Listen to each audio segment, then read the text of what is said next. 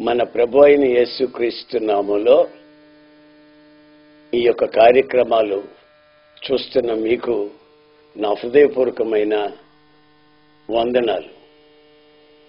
2000 సంవత్సరాల క్రితం యేసు ప్రభుతో నడుస్తున్న శిష్యులు సమరయ ప్రాంతాల్లో ఉన్నప్పుడు యేసు ప్రభుకి పొలాలు చూపించారు.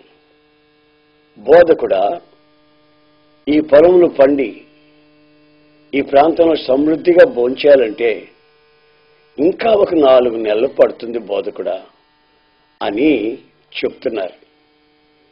వెంటనే యేసు ప్రభు ఏమన్నాడంటే, మీ కన్నులు పైకెత్తి చూడండి, పొలములు ఇప్పుడే కోతకి సిద్ధముగా ఉన్నాయి, ఇంకో 4 నెలలు అక్కరలేదు, సమృద్ధిగా మీరు భోంచేయవచ్చు, మీ కన్నులు పైకెత్తి చూడండి అని అన్నాడు. వాళ్ళకి ఆశ్చర్యం కలిగింది. ఇది ఎలా సాధ్యం? ఇంకా 4 నెలలు ఉండాలి కదా. ఈ రోజుల్లో కూడా అనేకుల జీవితాలలో ఒక ఇల్లు కట్టాలని అనుకుంటారు, కానీ ఇంకొక 4 సంవత్సరాలకైనా ఒక ఇల్లు కట్టగలమా? అనారోగ్యంతో బాధపడే వాళ్ళని చూసి ఇంకొక 4 సంవత్సరాలకైనా వీడు ఆరోగ్యంగా బట్టగట్టి తిరగలడా అనే అనుమానం. ఆర్థిక పరిస్థితులు కానివ్వండి, ఆరోగ్య స్థితిగతులే కానివ్వండి, ఆశ్రయమే కానివ్వండి, ఇంకా కొంతకాలం పడుతుంది, ఇంకా కొంతకాలం పడుతుందని నిట్టూర్పులు విడుస్తూ ఉంటారు ప్రజలు. అయితే ప్రభువైన యేసుక్రీస్తు ఈ వాక్యం ద్వారా ఈరోజు మిమ్మల్ని ఉత్సాహపరుస్తున్నాడు. ఏమనంటే, ఇంకో 4 నెలలు అక్కర్లేదు, ఇంకొక 5 సంవత్సరాలు అక్కర్లేదు, ఇంకొక 4 రోజులు కూడా అక్కర్లేదు. వెంటనే మీరు ఈ అద్భుతాన్ని, మహత్కార్యాన్ని చూస్తారు. ఎలా చూస్తారంటే, మీరు ఆకాశం వైపు కన్నులు ఎత్తినప్పుడు. యేసు ప్రభువుకి ఒక అలవాటు. ఆయన రోగులకి ప్రార్థన చేయాలని అనుకున్నప్పుడు ఆకాశం వైపు కన్నులెత్తి కృతజ్ఞతాస్తుతులు చెల్లించి రోగులకి ప్రార్థన చేసేవారు. అప్పుడప్పుడు తన శిష్యులతో మాట్లాడేటప్పుడు, ఇవన్నీ నేను చేస్తున్నావు కావు, నా తండ్రి చిత్తం నేను చేస్తున్నాను అని అనేవాడు. ఒకసారి ఏం జరిగిందంటే, 3 రోజుల పాటు గలిలయ సముద్ర తీరాన ఉపవాస ప్రార్థనలు ప్రభువే జరిపిస్తున్నారు. ఉపవాస ప్రార్థనలు అయిపోయిన తర్వాత ఎవరిళ్ళకి వాళ్ళు వెళ్ళిపోయే సమయం అది. అప్పుడు యేసుప్రభు అంటాడు, శిష్యులారా, మీరు వీళ్ళకి ఆహారం పెట్టండి, మార్గ మధ్యంలో వీళ్ళు సొమ్మసిల్లిపోతారేమో అని వాళ్ళతో అన్నాడు. వాళ్ళన్నారు, అయ్యా, ఇంతమందికి అవసరమైన రొట్టెలు ఎక్కడ దొరుకుతాయి? మన దగ్గర అన్ని పైసలు లేవు కదా. ఒకవేళ ఉన్నా ఇన్ని రొట్టెలు ఒక్కసారి మనకు ఎక్కడ దొరుకుతాయి? మీరు వాళ్ళని పంపించేయండి, వాళ్ళ బాధ లేదో వాళ్ళు పడుతారు అన్నట్టుగా మాట్లాడారు. అయితే ప్రభు అంటాడు, కాదు, మార్గ మధ్యంలో వాళ్ళు సొమ్మసిల్లిపోతారు, గనుక మీరు వాళ్ళకి ఆహారం పెట్టండి అని బలవంతం చేశారు. వీళ్ళు అసాధ్యం అంటారు, కానీ ప్రభు అంటాడు, దేవునికి సమస్తము సాధ్యం అంటాడు. అంతలో ఓ చిన్న బాబు పైకి లేచి, బోధకుడా, నా దగ్గర 5 రొట్టెలు 2 చిన్న చేపలు ఉన్నాయి అన్నాడు. శిష్యులకి అందరికీ ఆశ్చర్యం అనిపించి, ఒరేయ్, 5,000 మందికి రొట్టెలు పంచాలని మేము వాటి గురించి ఆలోచిస్తున్నావురా, నీవు 5 రొట్టెలు 2 చిన్న చేపలు పెట్టుకుని ఏం చేయమంటావు? కూర్చో, పెద్ద మనగాళ్ళు వేసావు అన్నట్టుగా మాట్లాడారు. అయితే ప్రభు అంటాడు, ఆ చిన్నవాణిని నా దగ్గర పంపించండి. ఆ చిన్నవాడు వెళ్ళి ఆ రొట్టెలు చిన్న చేపలు యేసు ప్రభు చేతికి ఇవ్వడం జరిగింది. ప్రభు వెనువెంటనే వాటిని చేతికి అందుకొని ఆకాశం వైపు చూసి కృతజ్ఞతాస్తుతులు చెల్లిస్తూ వాటిని విరిచి పంక్తులు పంక్తులుగా కూర్చోబెట్టండి, ప్రజలకి ఇవి పంచిపెట్టండి అన్నాడు. శిష్యులు పంచిపెట్టారు. అసాధ్యము అన్న శిష్యులే సాధ్యమయ్యేటట్లుగా అందరికీ పంచారు. అందరూ తిని తృప్తి పొందిన తర్వాత ఆయన విరిచిన ముక్కలు ఇంకా 12 గంపలు అలాగే ఉన్నాయి. ఎంగిలి ముక్కలు కాదండి.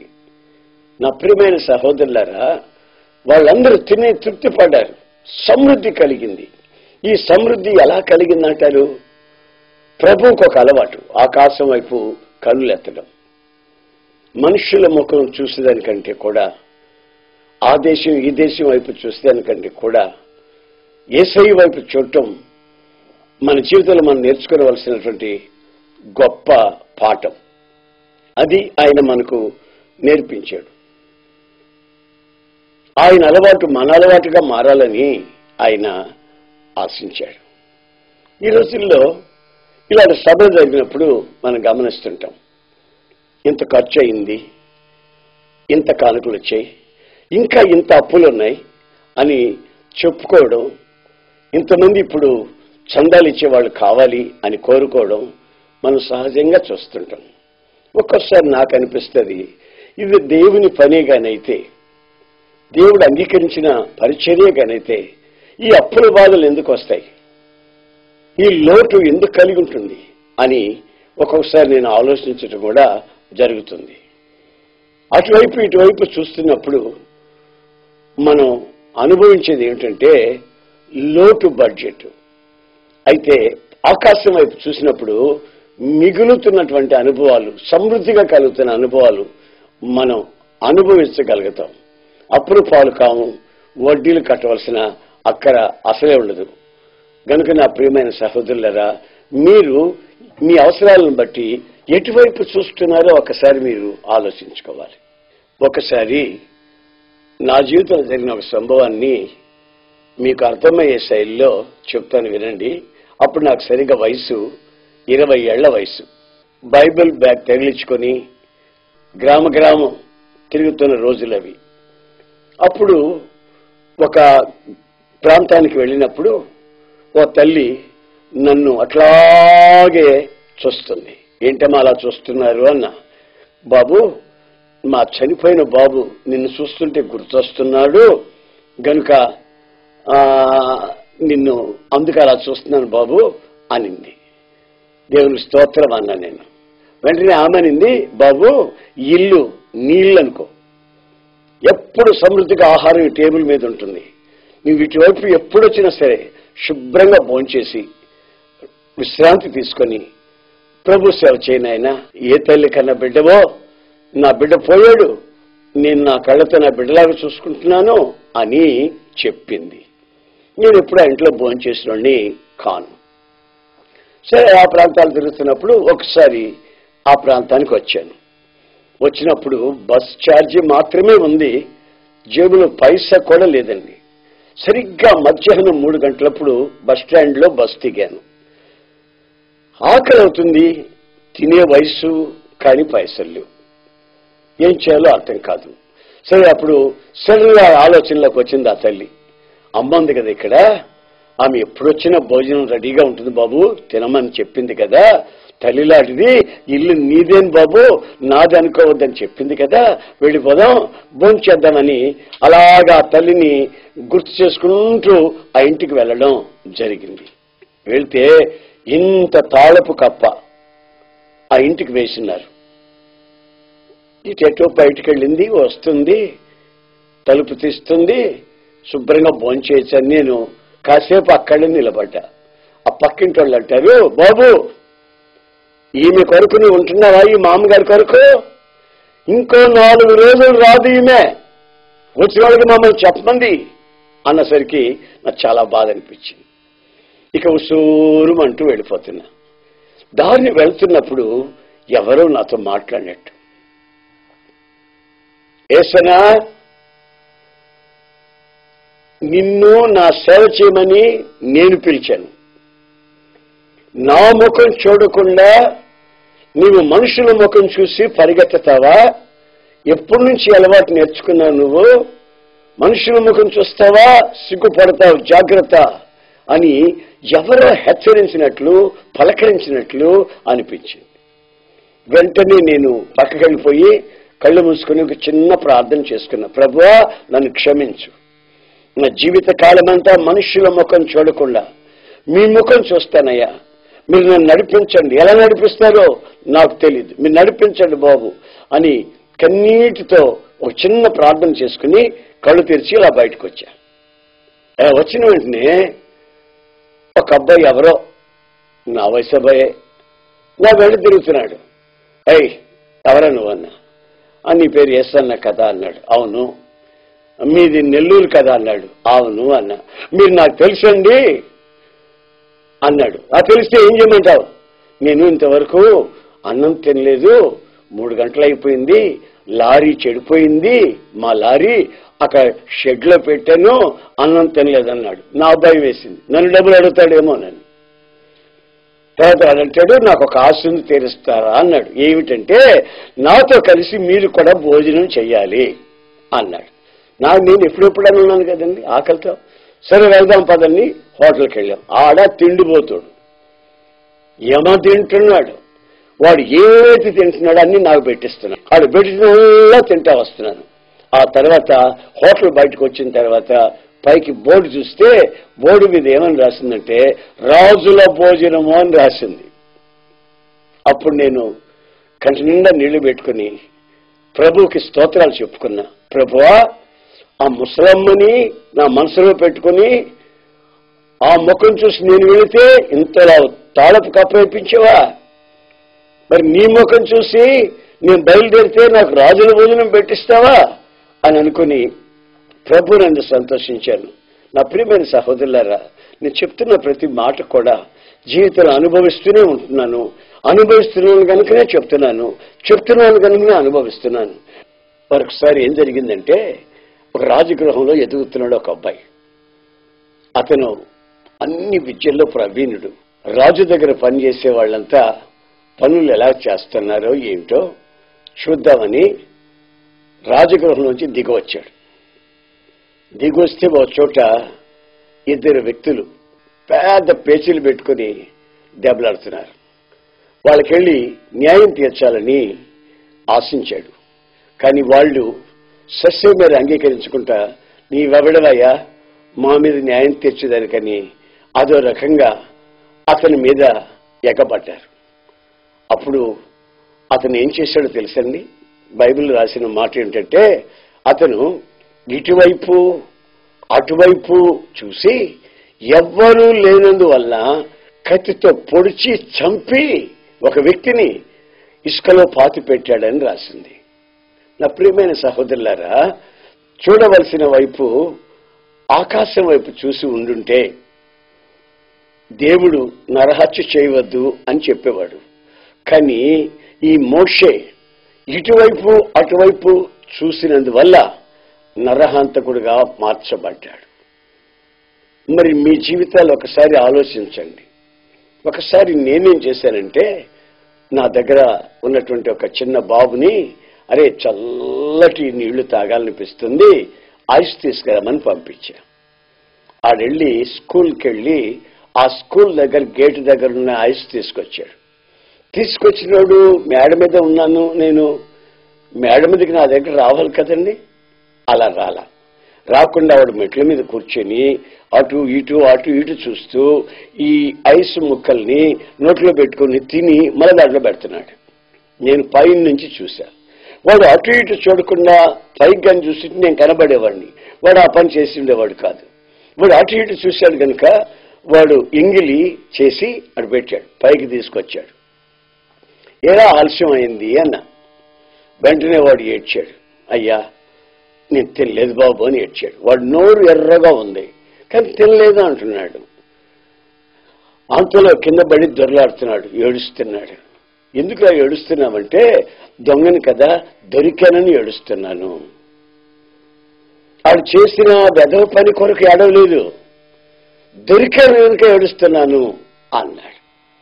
ఇలాగే ఈ రోజుల్లో కూడా అనేక మంది జీవితాల్లో పతనావస్థలో ఉండి వాళ్ళ జీవితం నాశనం చేసుకుంటూ ఉండగా ఆ అక్రమాలు బయటపడినప్పుడు ఏడుస్తారు. కానీ నేను అక్రమాలు చేస్తున్నానే, అపవిత్రతలో బ్రతుకుతున్నానే, ఈ బ్రతుకులోంచి విడిపించబడాలనే పశ్చాత్తాపం మాత్రం కలగకపోవడం శోచనీయం. అయితే మన జీవితంలో మనం చేయాల్సింది ఈ రోజున ఏమిటంటే, ఇటు అటు చూడకుండా మనం పైకి, మన కన్నులు పైకెత్తి చూసినట్లయితే మనం తిన్నగా ప్రభు దగ్గర నుంచి ఆలోచనలు పొంది ఆ విధంగా మన నడక పడక, మన ఆలోచన, మన వ్యక్తిత్వం మలచబడుతుందనే సంగతి వాస్తవం. అందుకే యేసు ప్రభు తనకున్న అలవాటుని మనకు చెప్తున్నాడు, కన్నులు పైకెత్తి చూడండి. ఇక ఆలస్యం లేదు, వెంటనే మీరు కోసుకొని పంటని తిని తృప్తి పొందవచ్చు. మీరు లోటులో బాధల్లో ఉండవలసిన అక్కరేమీ లేదు అని చెప్తున్నాడు. మరొకసారి ఒక స్త్రీ జీవితంలో జరిగిన సంభవాన్ని బైబిల్లో వివరంగా రాయబడి ఉండటం మనం చూస్తాం. తను ఒక వ్యక్తి ద్వారా మోసపోయింది, అక్రమ సంబంధం పెట్టుకుంది, గర్భవతి అయింది, కుమారుని కనింది. కానీ వాడు ఎదుగుతూ ఉన్నప్పుడు ఆ యజమాని నిర్దాక్షిణ్యంగా తనని, తన బిడ్డని ఇంట్లో నుంచి బయటికి గెంటేశాడు. ఎంత బ్రతిలాడుకున్నా ఇంట్లో ఉండనివ్వలేదు. ఇంట్లో ఉండనివ్వకపోగా ఈ స్త్రీ తన బంధువుల దగ్గరికి వెళదామంటే అక్కడ రానివ్వరు.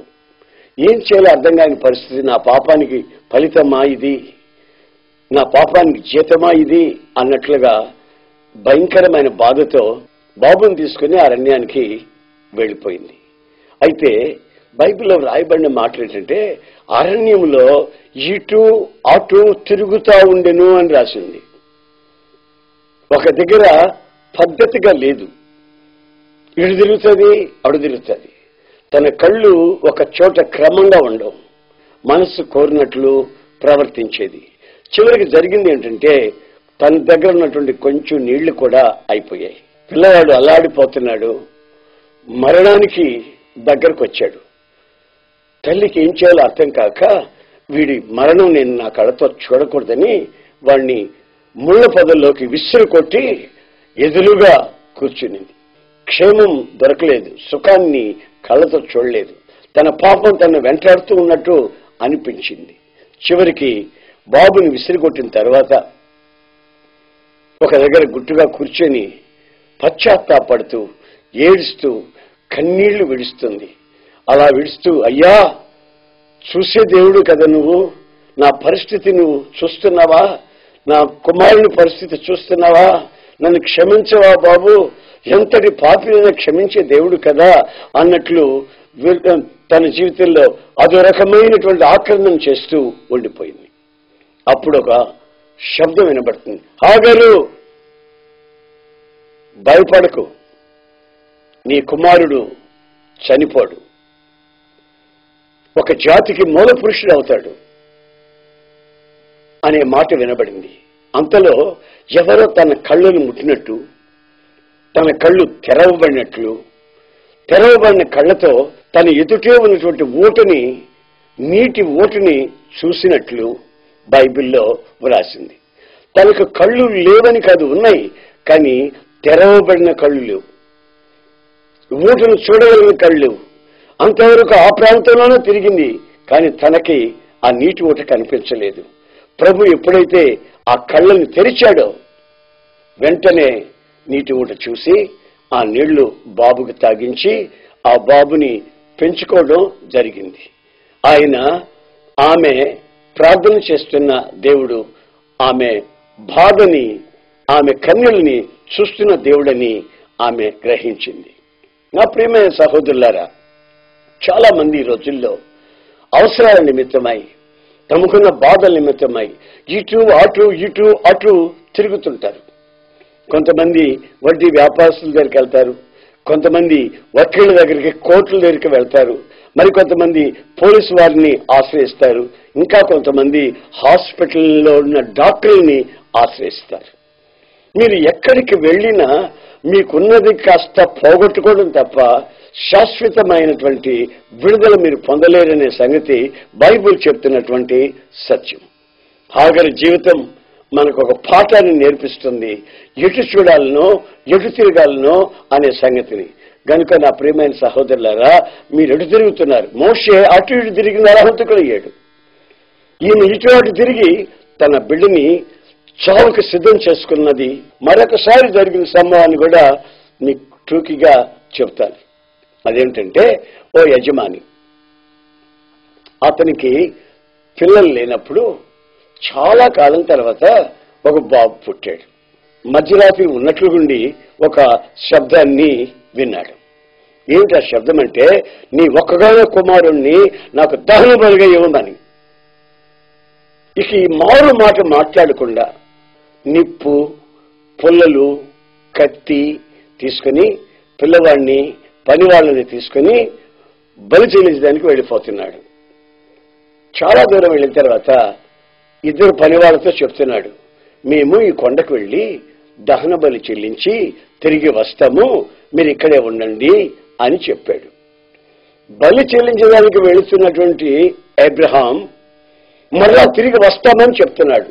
దాన్ని అంటారు ఫెయిత్ కన్ఫెసింగ్, విశ్వాసాన్ని ఒప్పుకోవడం అంటారు దాన్ని.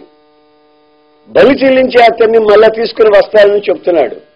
అది మన జీవితంలో విశ్వాస పరిమాణాన్ని నిరూపిస్తుంది. ఇంకా కొంచెం దూరం వెళ్ళిన తర్వాత అసలు బాబు అడిగాడు, నాన్నగారు నిప్పులు ఉన్నాయి, పుల్లలు ఉన్నాయి, మరి కత్తి కూడా ఉంది, గొర్రె పిల్ల ఎక్కడ నాన్నగారు? అప్పుడు అబ్రహాం అంటాడు, దేవుడు చూసుకుంటాడురా. ఎప్పుడైతే అబ్రహాం నోట దేవుడు చూసుకుంటాడు అనే ఆ పదం వచ్చిందో వెంటనే దేవుడు చూసుకున్నాడు. చివరికి కొండ మీదకి వెళ్ళారు, పుల్లలు పెరిచారు, బాబుని కట్టేసి బలిపీఠం మీద పెట్టాడు. కత్తి తీసుకొని నరకబోయే సమయంలో, అబ్రహాం పిల్లవాని మీద కత్తి వేయద్దు, వానికి ప్రతిగా నువ్వు కన్నులెత్తి చూడు. అబ్రహాం కన్నులెత్తి చూడగా ఒక గొర్రె ముళ్ళ పొదలో చిక్కుకొని ఉండటం చూసి కుమారునికి ప్రతిగా ఆ గొర్రెపిల్లని బలిచ్చాడు. నా ప్రియమైన సహోదరులారా, మన దేవుడు నరబలి కోరుకునేవాడు కాదు. అయినా ఇవ్వబడినాడు గనుక ఇద్దామనుకున్నాడు. కాల్చబడి బూడిదైపోయిన తర్వాత కూడా లేపగలిగిన శక్తి గల దేవుడు, నేను ఆరాధిస్తున్న దేవుడు, యెహోవా రోషం గల దేవుడని అబ్రహాం విశ్వసించిన వాడై ఈ పనికి పూనుకున్నట్లుగా బైబిల్ చెప్తా ఉంది. దేవునికి భయపడే భయం అబ్రహాం జీవితంలో ఉన్నట్లుగా చెప్పబడుతుంది.